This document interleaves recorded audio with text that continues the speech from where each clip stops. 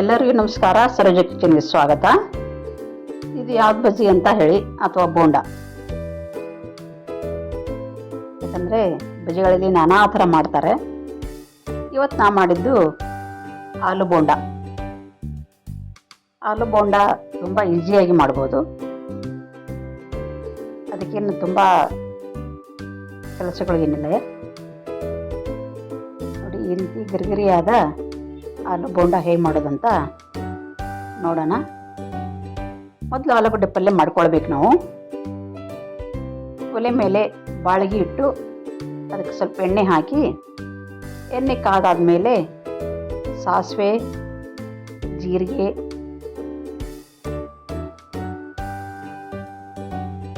ಮತ್ತು ಕಡಲೆಬೇಳೆ, ಉದ್ದಿನಬೇಳೆ ಎರಡು ಹಾಕ್ಕೊಳ್ಬೇಕು. ಬೇಡ ಅಂದರೆ ನೀವು ಸ್ಕಿಪ್ ಮಾಡ್ಬೋದು, ಕಡಲೆಬೇಳೆ ಉದ್ದಿನಬೇಳೆ ಬೇಡ ಅಂದರೆ. ಆಮೇಲೆ ಹಸಿಮೆಣಸಿನಕಾಯಿ, ಈರುಳ್ಳಿ, ಕರಿಬೇವು ಹಾಕ್ಕೊಳ್ಬೇಕು. ಸ್ವಲ್ಪ ಬಾಡಿದಾದ್ಮೇಲೆ ಅರಿಶಿನ ಪುಡಿ ಹಾಕ್ಕೊಳ್ಬೇಕು. ಹಾಕಿ ಚೆನ್ನಾಗಿ ಕಲಿಸ್ಕೊಳ್ಬೇಕು.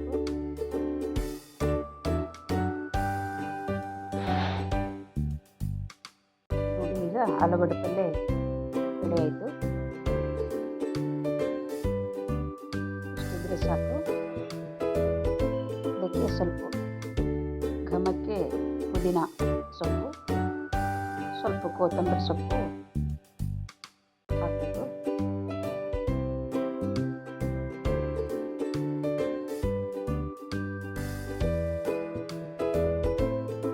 ಇವಾಗ ಇದಕ್ಕೆ ಕುದಿಸಿದ ಆಲೂಗಡ್ಡೆ ಮತ್ತು ಅದರಲ್ಲೇ ನಾನೊಂದು ಬೌಲಲ್ಲಿ ಬಟಾಣಿ ಕಾಳು ಹಾಕಿ ಕುದಿಸ್ಕೊಂಡಿದ್ದೆ, ಅದನ್ನು ಸೇರಿಸ್ತಾ ಇದ್ದೀನಿ.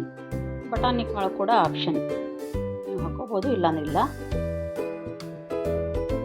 ಆಮೇಲೆ ಅಲ್ಲಿಗೆ ಸ್ವಲ್ಪ ಒಂದು ಲಿಂಬೆ ರಸ ಹಾಕ್ಕೊಳ್ಬೇಕು. ಅಂದರೆ ನೀವು ಎಷ್ಟು ಮಾಡ್ತೀರಾ ಅಷ್ಟು ಪ್ರಮಾಣ ಮೇಲೆ ಹಾಕ್ಕೊಳ್ಬೋದು.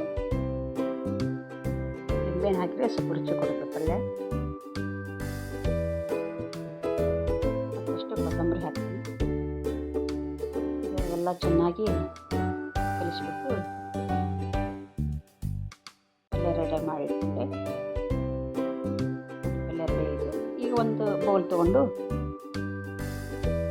ಅದಕ್ಕೆ ಒಂದು ಬೌಲು ಕಡಲೆ ಹಿಟ್ಟು,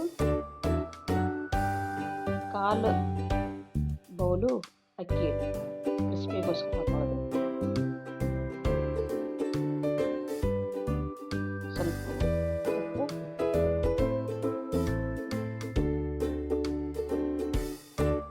ಅರಿಶಿನ ಪುಡಿ,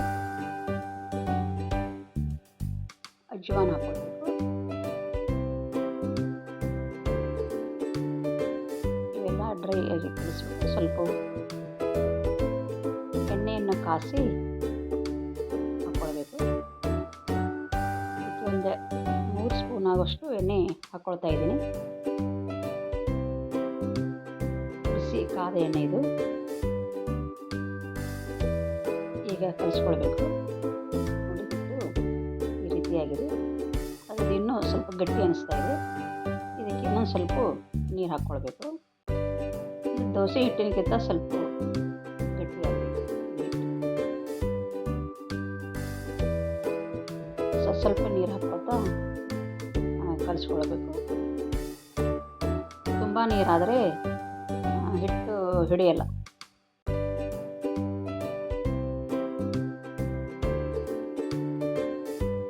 ನೋಡಿ, ಈ ರೀತಿ ಆಗುತ್ತೆ. ಕನ್ಸಿಸ್ಟೆನ್ಸಿ ಕರೆಕ್ಟ್ ಇದೆ. ಇಷ್ಟು ಕರೆಕ್ಟ್ ಕಲಸಿ ಇಟ್ಕೊಳ್ಬೇಕು.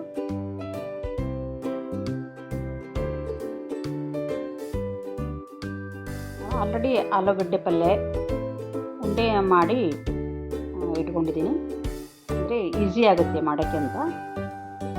ಈ ಥರ ನಮ್ಗೆ ಯಾವ ಸೈಜ್ ಬೇಕೋ ಆ ಸೈಜು ಉಂಡೆ ಮಾಡಿ ಇಟ್ಕೊಂಡು ಎಣ್ಣೆಯಲ್ಲಿ ಅದ್ದಬೇಕು. ಅದ್ದಿ ಎಣ್ಣೆಯಲ್ಲೇ ಹಾಕಬೇಕು.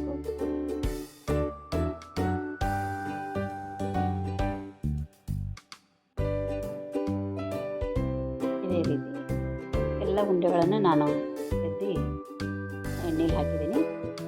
ಎಣ್ಣೆಯಲ್ಲಿ ಹಾಕಿದ ತಕ್ಷಣ ಸ್ವಲ್ಪ ಅವನ್ನ ಮುಟ್ಟಬಾರ್ದು, ಟಚ್ ಕೂಡ ಮಾಡಬಾರ್ದು. ಸ್ವಲ್ಪ ಕೆಳಗಡೆ ಬೆಂದಾದಮೇಲೆ ಸ್ಪೂನ್ ಹಾಕಬೇಕು. ಇಲ್ಲಾಂದರೆ ಆಲೂಗಡ್ಡೆ ಒಳಗಡೆ ಒಡೆಯೋ ಚಾನ್ಸಸ್ ಇರುತ್ತೆ. ಈ ಬೋಂಡಗಳನ್ನು ಎರಡು ಸೈಡು ನೀಟಾಗಿ ಕರ್ಕೊಳ್ಬೇಕು. ನೋಡಿ, ಕೆಂಪಿಗೆ ಗರಿಗರಿಯಾಗಿವೆ. ನೀವು ಅಕಸ್ಮಾತ್ ಬೋಂಡ ಮಾಡಬೇಕು ಅಂತ ಇದ್ದರೆ ಬೆಳಗ್ಗೆ ಪಲ್ಯ ಸ್ವಲ್ಪ ಜಾಸ್ತಿ ಮಾಡಿಟ್ಕೊಳ್ಳಿ, ಆಲೂಗಡ್ಡೆ ಪಲ್ಯ. ಸಾಯಂಕಾಲ ಸ್ನ್ಯಾಕ್ಸ್ಗೆ ಈ ಥರ ಹಿಟ್ಟು ಕಲಸಿ ಮಾಡ್ಕೋಬೋದು, ಬೇಗ ಆಗುತ್ತೆ.